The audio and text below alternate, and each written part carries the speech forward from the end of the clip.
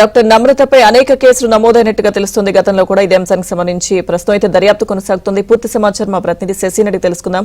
శశి, గతంలో కూడా చాలా కేసులు డాక్టర్ నమ్రతపై నమోదైనట్టుగా తెలుస్తుంది. 2 తెలుగు రాష్ట్రాల్లో కూడా భారీగా ఆస్తులు కూడబెట్టినట్టు దర్యాప్తులో బయటకు వస్తుంది. అలాగే కొంతమందిని నమ్రతకు సంబంధించిన సిబ్బంది కొంతమంది పేషెంట్స్ ని బెదిరించినట్టుగా కూడా వార్తలు వచ్చాయి.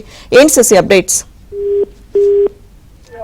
పోలీసులు సీరియస్ గా దర్యాప్తు కొనసాగిస్తూ ఉన్నారు. ఇప్పటికే పాత కేసులు ఏవైనా ఉన్నాయన్న అంశాల గురించి కూడా పోలీసులు దర్యాప్తు కొనసాగిస్తూ ఉన్నారు. ప్రధానంగా డాక్టర్ నమ్రతపై హైదరాబాద్ తో పాటు వైజాగ్ లో సుమారుగా 12 కేసులు ఉన్నట్టుగా ఇప్పటికే సికింద్రాబాద్ పోలీసులు దర్యాప్తుగా వెల్లడైంది.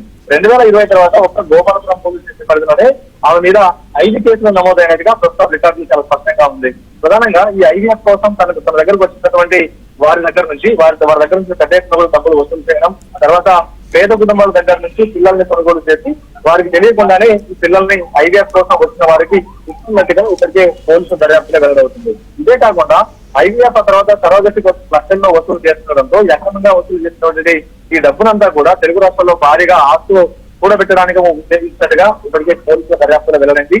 కేవలం సికింద్రాబాద్ మాత్రమే కాకుండా ఆమె 6 రాష్ట్రాల్లో ప్రధానంగా ఈ నెట్వర్క్ ఏర్పాటు చేస్తున్నారు. సంబంధించినటువంటి ఏజెంట్లు కూడా ఆమెకు పెద్ద ఎత్తున ఈ 6 రాష్ట్రాల్లో ఉన్నట్టుగా పోలీసులు దర్యాప్తులో వెల్లడైంది. అయితే ఈ టెస్ట్ పేరుకి సంబంధించినటువంటి కేసులో పోలీసులు దర్యాప్తు కొనసాగుతున్నటువంటి సమయంలో సంచలన విషయాలు వెలుగులోకి వస్తూ ఉన్నాయి.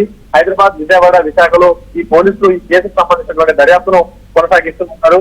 ప్రధానంగా ఈ ఐవీఎఫ్ కోసం తన దగ్గరకు వచ్చేటటువంటి వారిని మోసాలకు పాల్పడడంతో పాటు మరోవైపు ఈ వీర్యం అడ్డాల సేకరణ పేరుతో ఈ యొక్క వికృత రుణాన్ని కొనసాగించినటువంటి నమ్రతకు సంబంధించిన అంశం మీద చాలా సీరియస్ గా పోలీసులు వ్యవహరిస్తూ ఉన్నారు. అయితే ఈ అండాల సేకరణకు ఆ తర్వాత వీర్యం కోసం నమ్రత ఒక్కొక్కరి నుంచి కూడా ఒక్కొక్క రేట్ పెట్టి వీర్యాలు సేకరించినట్టుగా కూడా ఇప్పటికే పోలీసులు దర్యాప్తులు వెల్లడైంది. అయితే వీర్యం సేకరించడానికి కొన్ని నిబంధనలు ఉంటాయి.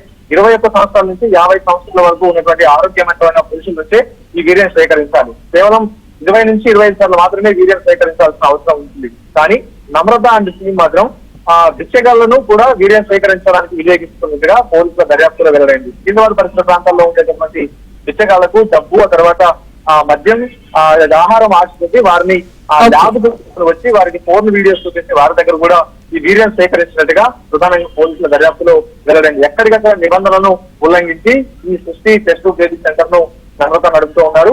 ఆమెను కట్టడిలోకి తీసుకుని విచారిస్తే మరింత విషయాలు వెలుగులోకి వస్తాయంటూ కూడా పోలీసులు భావిస్తున్నటువంటి సందర్భంలో వారం రోజుల పాటు కట్టడికి ఇవ్వాలని ప్రభుత్వ పిటిషన్ కూడా దాఖలు చేసింది.